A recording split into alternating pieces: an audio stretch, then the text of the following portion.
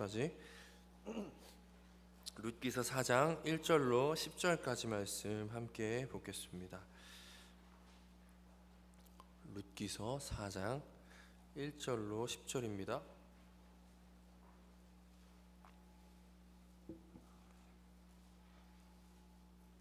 같이 읽겠습니다. 보아스가 성문으로 올라가서 거기에 앉아 있더니 마침 보아스가 말하던 기업 물을 자가 지나가는지라. 보아스가 그에게 이르되 아무개여 이리로 와서 앉으라 하니 그가 와서 앉음에 보아스가 그 성읍 장로 10명을 청하여 이르되 당신들은 여기 앉으라 하니 그들이 앉음에 보아스가 그 기업 물을 자에게 이르되 모압 지방에서 돌아온 나오미가 우리 형제 엘리멜렉의 소유지를 팔려 함으로 내가 여기 앉은 이들과 내 백성의 장로들 앞에서 그것을 사라고 내게 말하여 알게 하였노라. 만일 내가 물으려면 물으려니와 만일 내가 물으지 아니하려거든 내게 고하라. 알게 하라. 내 다음은 나요 그 외에는 물을 자가 없느니라 하니 그가 이르되 내가 물으리라 하는지라. 보아스가 이르되 내가 나오미의 손에서 그 밭을 사는 날에 곧 죽은 자의 아내 모압 여인 룻에게서 사서 그 죽은 자의 기업을 그의 이름으로 세워야 할지니라 하니 그 기업 물을 자가 이르되 내 기업에 손해가 있을까 하여 나를 위하여 물으지 못하노니 내가 물을 것은 내가 물으니와 나는 물으지 못하겠노라 하는지라. 옛적 이스라엘 중에는 모든 것을 물으거나 교환하는 일을 확정하기 위해서 사람이 그의 신을 벗어 그의 이웃에게 주더니 이것이 이스라엘 중에 증명하는 전례가 된지라.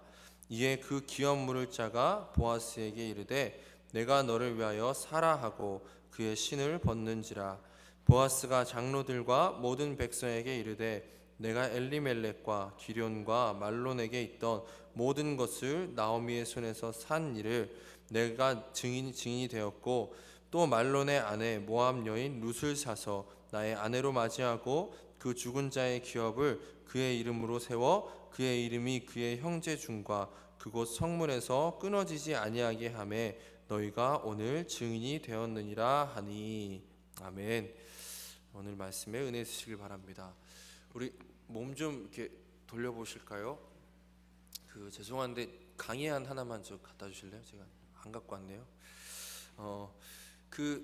가을이 돼서 몸이 좀 많이 나른해지셨죠? 오늘 또 식사도 맛있게 하시고 이제 깨실 때가 됐습니다. 목을 좀 돌리시고 좀 이렇게 몸을 좀 푸시면 좋을 것 같아요. 우리 오후에는 계속해서 약간 성경 공부 같은 개념으로 개념을 정리해 나가는 게 참 좋을 것 같습니다. 그래서 제가 남은 기간 동안 몇 가지 좀, 왜냐하면 이 개념들을 잘 정리해 놓으면 우리가 성경을 보는데 굉장히 도움이 많이 되기 때문에 오늘은 공의와 의라는 것이 무엇인지 한번 살펴보고 또 그것이 성경 가운데서 어떻게 나타나고 있는지를 특별히 보아스의 모습을 통해서 함께 살펴보고자 합니다. 공의와 의라는 말을 우리는 성경을 통해서 많이 확인하게 되어지는데 참 헷갈리는 개념이에요. 그렇죠? 공의는 뭐고 의는 뭔가, 어떤 경우에는 공의만 나오는 경우도 있고 어떤 경우에는 의만 나오는 경우도 있고 또 공의와 의라고 나오기도 하고 인애와 공의, 공의와 인애와 의, 뭐 이렇게 여러 가지로 나오고 있는데 우리가 이 개념을 좀 함께 정리를 먼저 해보겠습니다. 공의와 의라고 얘기할 때 먼저 우리가 생각해야 되는 것은 하나님의 공의와 하나님의 의입니다. 공의란 특별히 공의와 의라는 단어는 구약에서 많이 등장하는 개념인데, 그래서 원어적으로 우리가 조금 요 정도는 알고 있으면 어디 가서 그래도 있어 보인다라고 생각할 수 있으니까 그리고 지난번에 제가 말씀드렸듯이 개역 한글에서 개역 개정으로 넘어오면서 원래 공의로 번역됐던 게 다 의로 바뀌어 버렸어요. 그리고 의로 번역됐던 게 공의로 바뀌어 버렸어요. 그러니까 원어를 조금 알고 있으면 원래적인 의미를 우리가 좀 더 잘 찾을 수 있기 때문에 개역 개정을 보실 때는 지금 제가 말씀드리는 그 공의의 개념이 의라는 단어로 나올 때가 많이 있고 또 의라는 개념이 공의라는 개념으로 나올 때가 많이 있으니까 좀 그거는 염두에서 읽으셨으면 좋겠습니다. 원래 공의라고 번역됐던 이 단어는 미시파트라고 하는 단어예요. 미시파트라고 하는 단어는 뭘 의미하는 단어냐면 하나님께서 세우신 법 그 자체를 얘기하는 거예요. 하나님께서 모든 것의 기준과 질서를 세우셨죠. 그것 자체를 공의라고 합니다. 하나님께서 말씀 가운데 계시하신 율법 그리고 규례와 명령들 말씀 그 자체 그 법 자체를 의미하는 단어가 그 법 자체를 가리키는 단어가 미시파트라고 해서 공의라고 하는 겁니다. 그럼 의는 뭘까요? 의는 째다카라고 해가지고 하나님께서 세우신 법을 그 세우신 법에 합당하게 행하는 것. 그러니까 공의가 법이라면 그 법을 집행하는 것을 의라고 얘기하는 것이죠. 그래서 공의와 의가 같이 가는 거예요. 공의 그 법 자체만 있는 건 중요한 게 아니죠. 법이 시행돼야지만 이제 효과를 발휘하게 되는 거죠. 근데 하나님께서 의로우시다라고 할 때 그 의로우시다라는 표현은 뭐냐면 반드시 하나님께서는 세우신 법에 따라 공의롭게 의를 행하신다라는 거예요. 만약 하나님께서 세우신 법에 위배되게 하나님 자의적으로 그런 것들을 무시하시고 일을 행하신다면 하나님은 더 이상 의로우신 분이 아닌 게 되는 거예요. 하나님께서는 언제나 공의롭게 모든 것을 행하시고 그렇기 때문에 하나님은 기준과 질서 가운데 우리에게 나타나시는 것이죠. 우리가 만약 하나님께서 이렇게 의로운 분이 아니시라면 우리는 하나님을 신뢰할 수가 없게 되는 겁니다. 왜요? 기준이 없기 때문에, 질서가 없기 때문에 우리가 아무것도 의지할 만한 게 없는 거죠. 감사하게 하나님은 공의를 세우신 분이시고 공의롭게 모든 일을 행하시는 의로우신 분이시기 때문에 우리는 이 말씀 가운데 나타난 공의의 내용을 통해 의로우신 하나님을 신뢰하면서 나아갈 수 있는 것이죠. 근데 여기에서 정말 중요한 개념이 뭐냐면 이 공의와 의에 있어서 가장 중요한 개념이 인애라는 거예요. 인애는 우리 잘 알고 있는 단어예요. 헤세드라는 단어예요. 헤세드. 인애라는 게 뭐냐면 하나님께서 공의를 세우실 때 사랑으로 만드셨고 공의를 행하실 때 사랑으로 행하신다는 거예요. 우리가 계속해서 창조에 대해서 배우고 하나님의 나라에 대해서 배우고 우리 인간의 어떤 목적에 대해서 배울 때 제가 계속 강조했던 것은 사랑이었던 것을 기억하실 겁니다.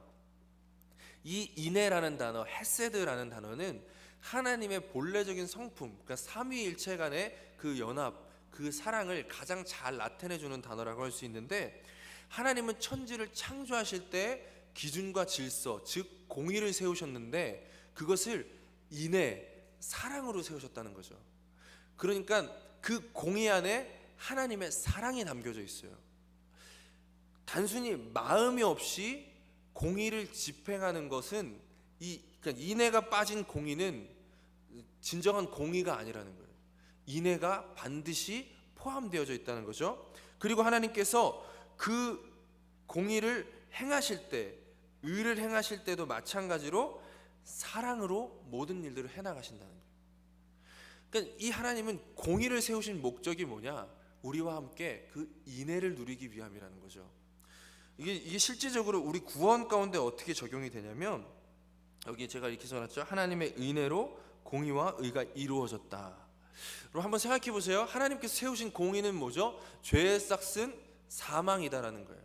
그러면 우리는 죄인이기 때문에 반드시 사망에 이르러야 합니다. 근데 하나님께서는 그것을 뒤집으셨어요. 우리를 죄의 싹인 사망인 곳에서 생명으로 건져주셨단 말이에요. 근데 이 과정에서 하나님이 우리를 사랑하신다고 해서 그냥 우리를 건지셨다면 하나님은 의로운 하나님이 아닌 게 되는 거예요. 그래서 하나님은 어떻게 하셨죠? 하나님께서 세우신 공의를 위배하지 않으시고 우리를 구원하시기 위해 우리 대신 예수 그리스도께서 모든 죄를 짊어지게 하신 거예요.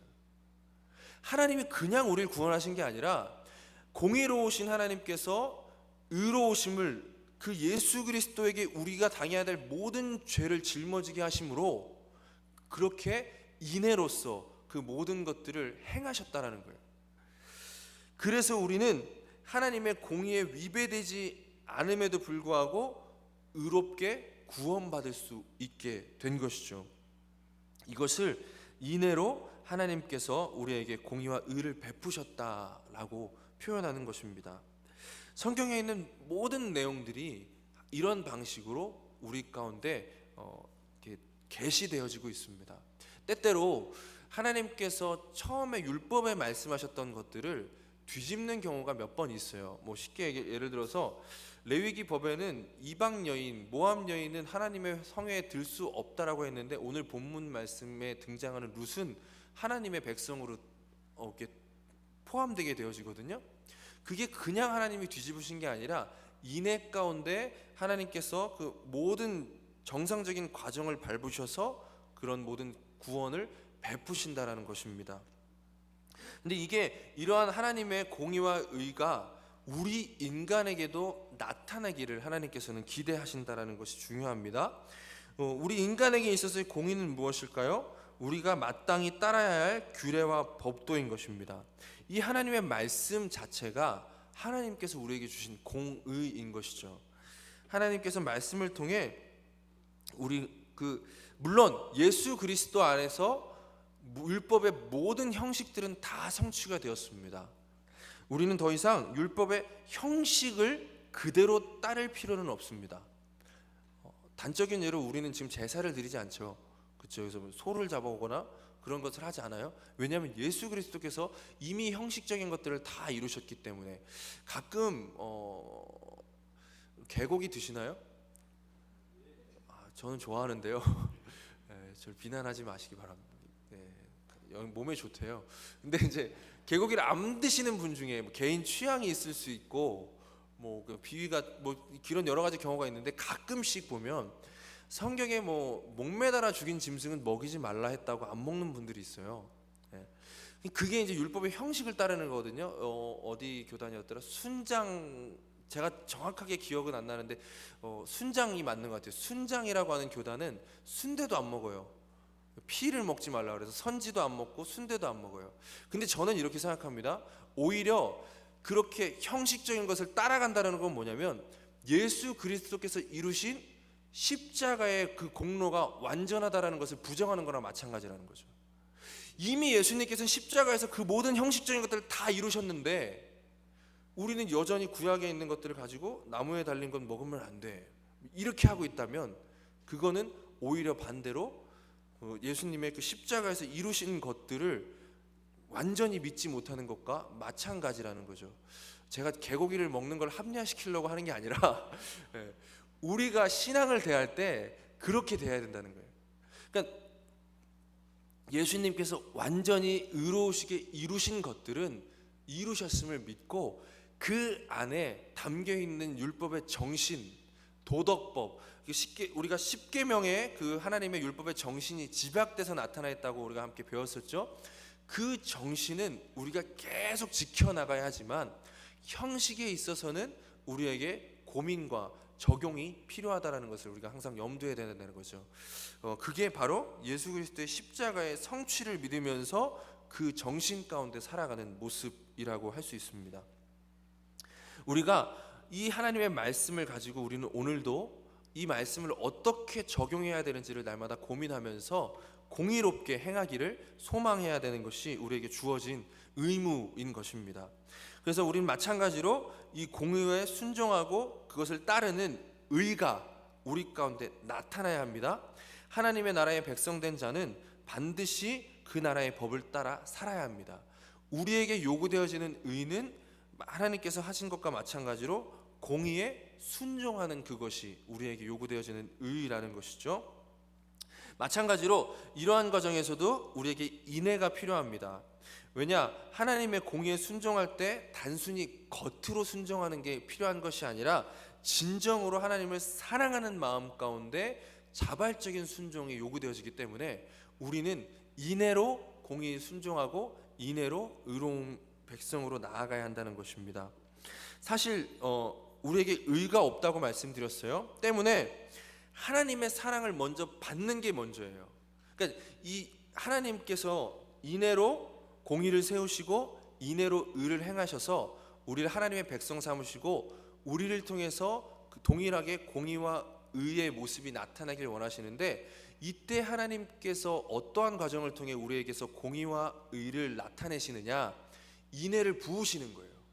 우리에게 없는 하나님의 사랑을 부으셔요. 예수 그리스도를 통해서 우리에게 부으시고 우리가 그 사랑을 깨달음으로 말미암아 우리 안에 하나님을 향한 인애가 생겨나는 거죠. 그리고 공의에 순종하고자 하는 마음이 생겨나요.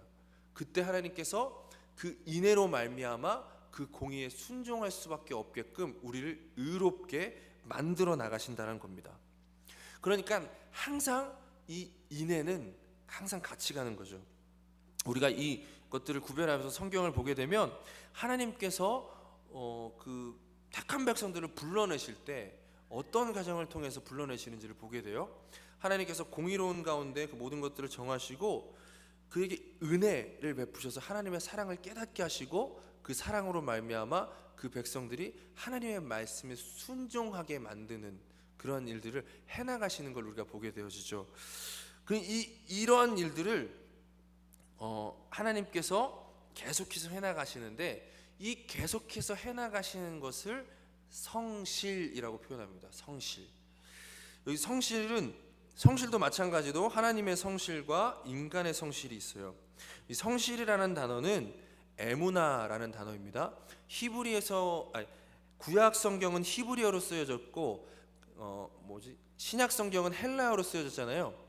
구약 성경에서 성실이라는 단어는 에무나라는 단어로 표현되는데, 이 에무나라는 단어는 굉장히 중요합니다. 왜냐하면 하나님의 의가 단지 일회적인 것이 아니라 영원하신 것임을 나타내 주는 거예요. 그러니까 하나님은 한 번만 의롭게 행하시는 분이 아니라 그냥 잠깐만 의로우신 분이 아니라 영원토록 의로우신 분이라는 거죠. 하나님은 세우신 그 공의를 인애 가운데 이뤄나가시는데 그것을 영원토록 성실하게 이뤄나가요. 그래서 우리는 그 하나님을 신뢰할 수 있고 그 하나님을 신실하신 하나님이라고 부르는 것입니다. 동시에 인간에게도 성실함이 요구가 되는데, 인간에게 있어서의 성실을 믿음이라는 단어로 표현하고 있어요. 실제로 에무나라는 단어가 이 한글 성경에서 번역될 때 성실로 번역되기도 하고 믿음으로 번역되기도 합니다. 결정적으로 이 에무나라는 단어가 신약 성경에 인용되어져서 번역되는 과정에서 피스티스라는 단어로 번역돼요. 피스티스라는 단어가 뭐냐면 믿음을 가리키는 거예요. 우리가 잘 알고 있는 말씀 한번 찾아볼까요? 하박국서 2장 말씀 한번 볼게요. 하박국서 2장 말씀 보면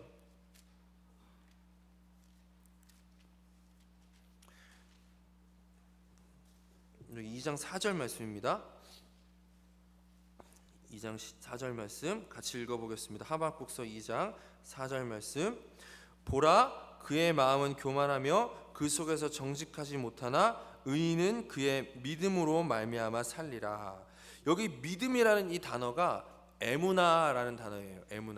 에무나라는 단어인데, 이 말씀이 인용돼서 로마서 1장 17절에는 뭐라고 나오는지 로마서 1장 17절 같이 읽어보겠습니다.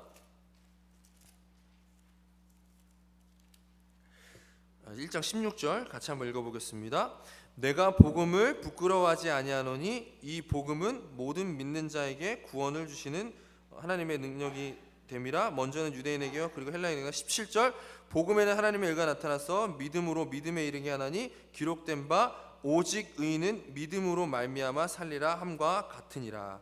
여기 17절에 나오는 오직 의인은 믿음으로 말미암아 살리라 함과 같으니라, 이 구절이 하박국에 있는 그 구절을 인용한 말씀인데, 하박국의 에무나라고 번역된 게 여기서 인용하면서 피스티스, 그러니까 믿음으로 번역하고 있다는 거죠.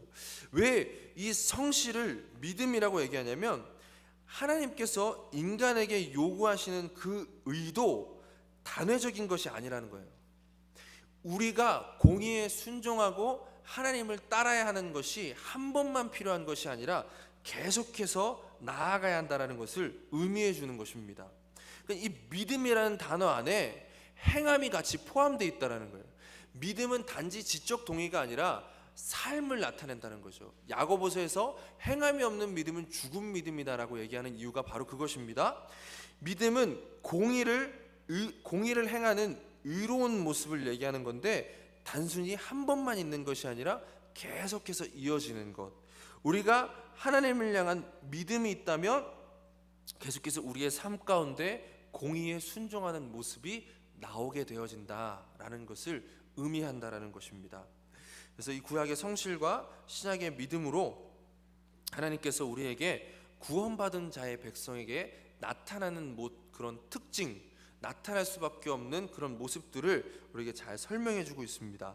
그러면 우리가 이렇게 개념을 잠깐 정리해 봤는데, 이것이 성경 가운데 어떻게 나타나게 되어지는지, 우리의 삶을 통해서 나타나야 되는 그러한 공의와 의가 어떤 것인지를 우리 보아스의 모습을 통해서 다시 한번 좀 살펴보도록 하겠습니다. 여러분, 보아스가 누군지는 잘 아시죠?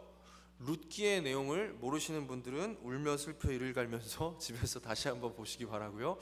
룻이 그 이방 여인이었지만 보아스를 통해서 하나님께서 룻을 구원하시는 과정을 룻기에서 잘 보여주고 있습니다. 보아스의 모습은 한편으론 공의와 의로 행하시는 하나님의 모습을 암시하고 있으며, 동시에 하나님 나라의 백성된 자가 마땅히 나타내야 되는 모습이 어떤 것인지를 우리에게 보여주고 있는 것입니다. 우리 여기 룻기 4장 1절과 2절 말씀 한번 읽어보겠습니다. 룻기 4장은 보아스가 이제 룻을 데려오는 장면이에요. 어떤 과정을 통해서 데리고 오고 있는가, 이제 이것을 설명해주고 있는데 한번 읽어보겠습니다. 4장 1절과 2절입니다. 시작. 보아스가 성문으로 올라가서 거기 앉아 있더니 마침 보아스가 말하던 기업 물을 자가 지나가는 지라. 보아스가 그에게 이르되 아무개여 이리로 와서 앉으라 하니, 그가 와서 앉음에 보아스가 그 성읍 장로 10명을 청하여 이르되, 여기 앉음에 거기까지 일단 읽겠습니다. 보아스가 지금 성문에 올라 앉아서 장로들을 청한 이유는 이 룻의 문제를 합법적으로 처리하기 원했기 때문입니다. 그 앞장에서 3장에서 룻이 보아스의 그 옷 품으로 몰래 들어왔던 것을 기억하시나요? 몰래 들어왔을 때 보아스는 얼마든지 그냥 자기의 자의대로 룻을 데려올 수 있었지만, 보아스는 그렇게 하지 아니하고 다음 날까지 기다리라고 해서 성문에 앉아서 합법적인 방법으로 이 룻의 문제를 해결하려고 하였던 것이죠. 그냥 공의롭게 그 모든 일들을 행하려고 하는 법적 절차를 밟고 있는 것입니다. 하나님 나라의 백성은 결코 자기 생각대로 뒤에서 일을 하는 백성들이 아닙니다. 공의로 주어진 말씀에 순종하는 의로운 모습으로 하나님의 백성은 반드시 살아가야 한다는 것을 보아스의 모습을 통해서 우리는 깨달을 수 있습니다. 하나님께서도 마찬가지죠. 당신의 백성들을 죄악 가운데서 건져내실 때 결코 억지스러운 방법을 사용하시거나 공의에 위배되지 않는 방법을 위배되게 하지 않으시고 공의롭게 그 모든 일들을 행했다는 것을 우리는 기억해야 합니다. 그래서 보아스가 이제 성문에 앉아서 제대로 된 재판을 통해 룻을 데려오기를 원하는데, 그 과정을 좀 더 살펴보겠습니다. 룻기 4장 3절부터 읽어보겠습니다. 보아스가 그 기업 물을 자에게 이르되 모압 지방에서 돌아온 나오미가 우리 형제 엘리멜렉의 소유지를 팔려 함으로 내가 여기 앉은 이들과 내 백성의 장로들 앞에서 그것을 사라고 내게 말하여 알게 하려 하였노라. 만일 내가 물으려면 물으려니와 만일 내가 물으지 아니하려거든 내게 고하여 알게 하라. 내 다음은 나요 물을 자가 없느니라 하니, 그가 이르되 내가 물으리라 하는지라.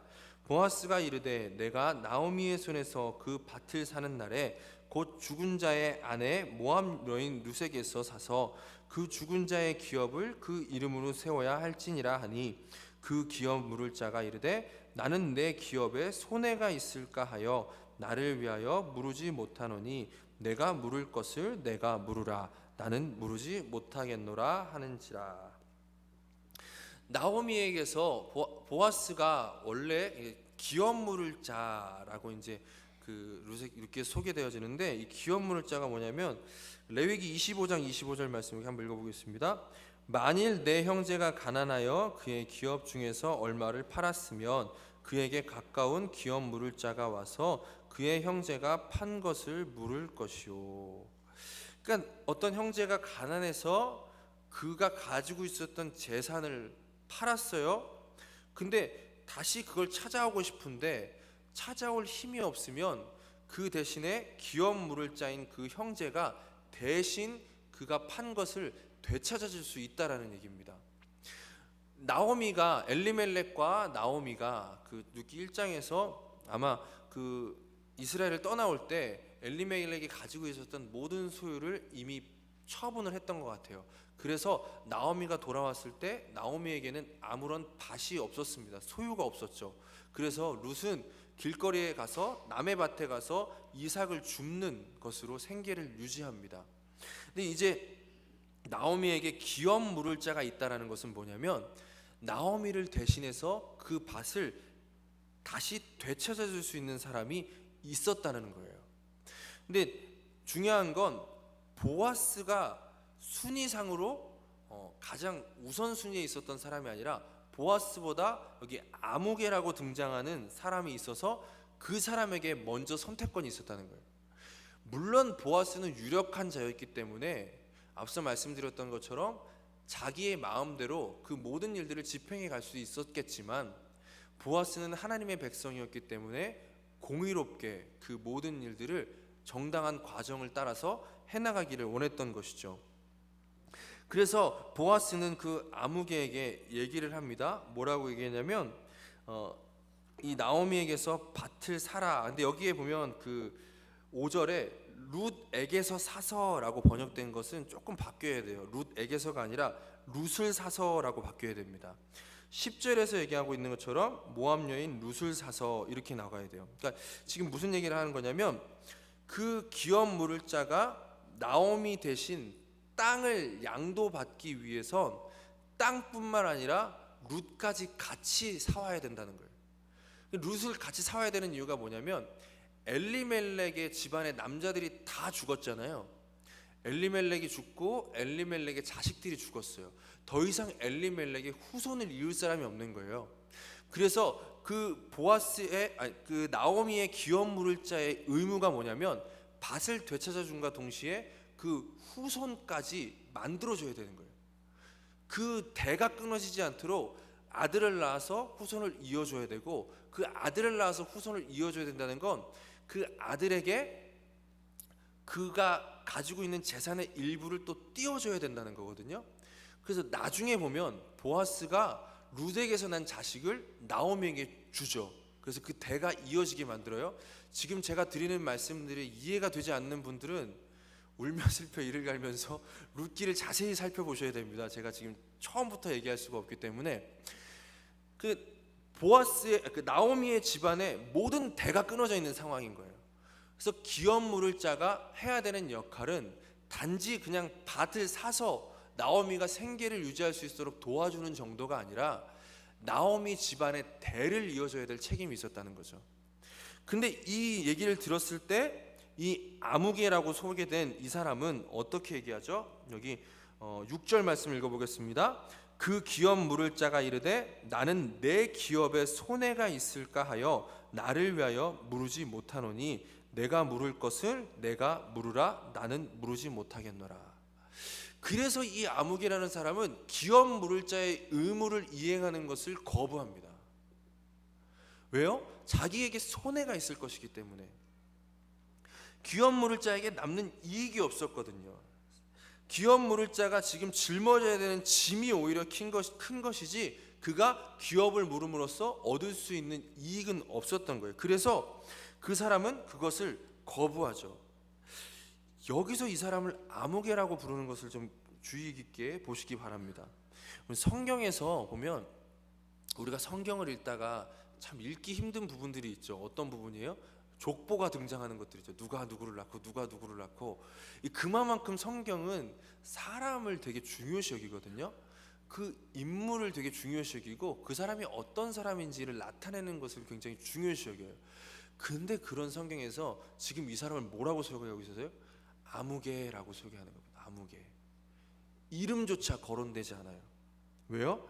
하나님께서는 이렇게 자기만을 생각하는 여전히 죄악 가운데 있는 자들을 기억하지 않으신다는 거예요. 나를 위해서 하나님의 공의를 거부하는 자들을 그냥 아무개로 여기신다는 거예요.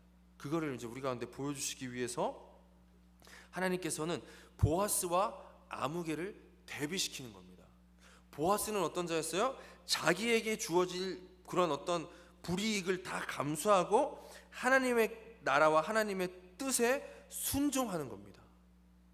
하나님께서 세우신 공의, 그 기업 물을자로서 감당해야 될 그 모든 의무를 마땅히 짊어지는 길을 선택한 것이 보아스였고, 나 자신의 이익을 위해서 하나님께서 세우신 법을 이용해서 거부한 자가 아무개였다는 것이죠. 우리에게서 얼마든지 한번 생각해 보면 이 인애라는 개념이 빠지면 어떻게 되냐면, 우리는 얼마든지 하나님의 그 법을 통해서 하나님의 법을 피해갈 수 있는 방법이 있어요. 그 신약 성경에 이제 예수님께서 그 고르반 얘기를 하는 걸 혹시 기억하시나요? 부모에게 주어야 될 것들을 또 누군가에게 갚아야 될 것들을 고르반이라고 하면, 고르반이 뭐냐면 하나님께 드렸다라고 얘기하는 거예요. 고르반이라고 해가지고 그 의무를 이행하지 않아 버리는 거예요. 그리고 또 그 이스라엘 백성들 제도에 희년이라는 게 있어요. 희년이 되면 어떤 일이 일어나면 모든 모든 빚이 다 탕감돼요. 빌려줬던 모든 게 다 갚아줘요. 그래서 이스라엘 백성들 가운데 실제적으로 어떤 일이 있냐면, 희년 직전에 돈을 막 빌리는 거예요. 희년 직전에. 희년이 되면 모든 게 다 끝나버리니까, 이렇게 얼마든지 인애라는 개념이 빠지면 형식적으로 하나님의 법을 이용해서 하나님의 그 공의를 어기는 일들도 가능하다라는 거죠. 근데 보아스는 어떤 사람이었어요? 그렇게 하지 아니하고 인애로 하나님께서 세우신 공의를 의롭게 다 준수해 나갔던 사람이었다는 거예요. 우리에게서 나타나야 되는 모습이 이런 보아스와 같은 모습이라는 것을 우리가 기억해야 합니다. 여기 이제 4장 7절부터 10절까지의 내용은, 그래서 여기 이제 이러한 모든 것들이 다 확정되어지는 과정을 얘기해 주는데 한번 읽어보겠습니다. 옛적 이스라엘 중에는 모든 것을 모르거나 교환하는 일을 확정하기 위하여 사람이 그의 신을 벗어 그의 이웃에게 주더니 이것이 이스라엘 중에 증명하는 전례가 된지라. 이에 그 기업 물을 자가 보아스에게 이르되 내가 너를 위하여 사라 하고 그의 신을 벗는지라. 보아스가 장로들과 모든 백성에게 이르되 내가 엘리멜렉과 기련과 말론에게 있던 모든 것을 나오미의 손에서 산 일을 너희가 오늘 증인되었고, 또 말론의 아내 모압 여인 룻을 사서 나의 아내로 맞이하고 그 죽은 자의 기업을 그의 이름으로 세워 그의 이름이 그의 형제 중과 그곳 성문에서 끊어지지 아니하게 하매 너희가 오늘 증인이 되었느니라 하니. 신을 벗어서 주는 것은 그 고대 근동 사회에서 도장과 같은 역할을 하고 있습니다. 왜냐하면 지금과 같이 기성품 신발이 나오지 않는 시대였기 때문에 신발은 그 사람의 그 발 사이즈에 딱 맞춰서 제작된 그 사람을 나타내 주는 거죠. 그 신데렐라 동화 아세요? 신데렐라 동화? 신데렐라 보면 유리구두를 벗어놓고 가잖아요. 이 굉장히 고단수의 밀당을 하고 있는 거 아십니까? 희한하게 마법이 풀린 다음에 유리구두만 안 변해요. 그리고 유리구두가 신데렐라 발에만 맞아요. 신데렐라가 딱 신었을 때 갑자기 다 모든 게 변하죠. 와, 그 처음부터 그냥 안 변하면 되잖아요. 그냥 12시 넘어도 그냥 잘 살게 했으면 되는데, 굉장히 농담식으로 던진 걸 너무 진지하게 받아들이셔서. 중요한 거는 이제 신데렐라에서 그 신발이 딱 하나밖에 없었던 것처럼 지금 신발을 벗어준 건 이러한 것들을 확정짓는 행위라는 거예요. 확정짓는, 마치 예수 그리스도께서 십자가에 달려 돌아가심으로 우리의 구원을 확정짓는 것과 같이 확정된 일이 일어났는데, 이것들을 통해서 우리가 한번 떠올려야 될 것은 무엇이냐면요, 가만 생각해 보면 보아스는 이러한 일을 할 필요가 없었어요. 보아스에게는 얼마든지 그 아무개와 같이 이런 것들을 피하고 무시하고 살아갈 수 있었단 말이에요. 보아스가 룻을 사랑했겠죠? 사랑했지만 여기 앞에 나오는 그런 모든 얘기들을 보면 막 정말로 모든 희생을 감수할 만큼의 사랑했기 때문에 막 이렇게 했다라는 내용보다는 하나님의 백성 가운데 그 기업 물을 자로서의 그 인애를 베푸는 모습이 더욱더 강조되고 있다는 것을 보게 되어집니다. 우리가 하나님께서 우리에게 행하시는 것들도 사실 이해가 안 되는 것이죠. 왜 그렇게 하셨는지 모르지만 까닭없는 사랑으로 우리를 택하시고 우리를 구원하신 그 하나님의 사랑이 보아스의 모습을 통해서 우리에게 나타나는 거예요. 그리고 이러한 보아스의 하나님의 사랑을 닮은 모습을 통해 어떤 일이 일어나는 줄 아십니까? 루키서 4장 뒷부분 여기 기록해 놓지 않았기 때문에 성경책을 보겠습니다. 성경책을 보면 마지막에 이제 18절부터 22절까지 보면 이렇게 됩니다. 베레스의 계보는 이러하니라. 베레스는 헤스론을 낳고 헤스론은 람을 낳았고 람은 아비나답을 낳고 아비나답은 나손을 낳았고 나손은 살몬을 낳았고 살몬은 보아스를 낳았고 보아스는 오벳을 낳았고 오벳은 이새를 낳고 이새는 다윗을 낳았더라. 보아스의 하나님의 공의와 의를 닮은 그 인애 가운데 행한 그 의로운 행동은 역사 가운데 하나님의 나라를 가장 뚜렷하게 증거해주는 다윗 왕국을 가져오게 만들었다는 것이죠. 하나님의 나라가 보아스의 그 의를 통해서 성취되었습니다. 보아스의 의는 일회적인 것이 아니었죠. 그는 믿음 가운데 계속해서 그 의무를 성실하게 이행했습니다. 앞서 말씀드렸던 것처럼 그와 룻 사이에서 태어난 그 아들을 보아스는 나오미에게 주어서 엘리멜렉의 기업을 무르도록 얘기하는 것이죠. 이러한 모든 과정을 통해 하나님은 하나님의 나라를 우리 가운데 이뤄내시고 나타내신다라는 것을 우리는 성경을 통해 확인할 수 있습니다. 그러니까 하나님의 나라의 백성이 하나님 나라 백성답게 살아갈 때 나타나는 일들이 이러한 것들이라는 것입니다. 우리가 삶 가운데 행해야 되는 모습들이 바로 이러한 것들이라는 것이죠. 우리의 믿음이 이와 같은 것입니다. 믿음은 분명 들음에서 시작됩니다. 하지만 듣기만 해서는 믿음의 사람이 되지는 않습니다. 하나님께서는 들음을 통해 믿음을 주시고 들은 말씀을 행함을 통해 믿음의 사람으로 우리를 변화시킵니다. 행함은 내가 들음으로 말미암아 참된 믿음이 생겼는지를 확인시켜주는 도구이자 나로 하여금 믿음의 사람으로 변화시켜주는 도구인 것이죠. 그리고 우리가 믿음의 사람으로 우리가 거한 곳에 나아가게 될 때 어떤 일이 벌어집니까? 그곳 가운데 하나님의 나라가 증거되어지고 그곳 가운데 하나님의 나라가 선포되고 세워지는 것을 경험하게 되어지는 것입니다. 그래서 하나님께서는 매번 믿음의 도전을 하십니다. 참된 믿음으로 하여금 반드시 행하게 하시는 것이죠. 우리에게 주신 공의, 즉 말씀 가운데 계시된 계명과 율례는 그냥 주어진 것이 아니라 이것을 순종하는 의가 있을 때 우리의 믿음을 증명할 수 있도록 해주고 그것을 통해 하나님의 나라를 누리도록 해주고 하나님의 나라를 세워가는 그런 일들 가운데 쓰임받게 해주는 것이라는 것입니다. 하나님께서는 이것을 위해 우리를 인애로 붙잡으시고 인애를 부어주셔서 계속해서 믿음의 삶을 살아가게끔 만들어 주신다라는 것을 또한 우리는 기억해야 합니다. 만약 우리가 인애를 받았음에도 불구하고 계속해서 인애로 공의에 순종하는 것을 거부한다면 우리의 모습을 통해 의가 드러나지 않는 것은 당연할 것입니다. 진리를 알면서 진리로 살지 않으면 더 큰 공허와 더 큰 고통이 오기도 하는 이유가 바로 이것입니다. 우리는 항상 이 하나님의 나라의 개념을 가지고 그 하나님 나라의 백성으로서 우리가 마땅히 행할 일을 행하는 것이 얼마나 중요한 것인지를 생각해야 합니다. 우리 청년들 이 자기계발서를 참 많이 보는데요. 또 우리 많은 사람들이 자기계발서를 많이 보죠. 자기계발서의 단점에 대해서 아십니까? 자기계발서의 단점이 뭐냐면 이 자기계발서를 통해서 나를 개발할 수 있는 많은 것들을 우리가 접하게 되거든요. 근데 막상 실천하지 않으면 어떻게 되냐면 오히려 나 자신의 큰 좌절을 맛보게 해줘요. 공부 안 하는 사람일수록 공부하는 법을 잘 알고 있다는 것을 아십니까? 방법은 잘 아는데 안 하는 게 문제라는 거죠. 성경이 계속해서 우리에게 증거하고 있는 것은 이것입니다. 출애굽은 끝이 아니라 시작이었어요.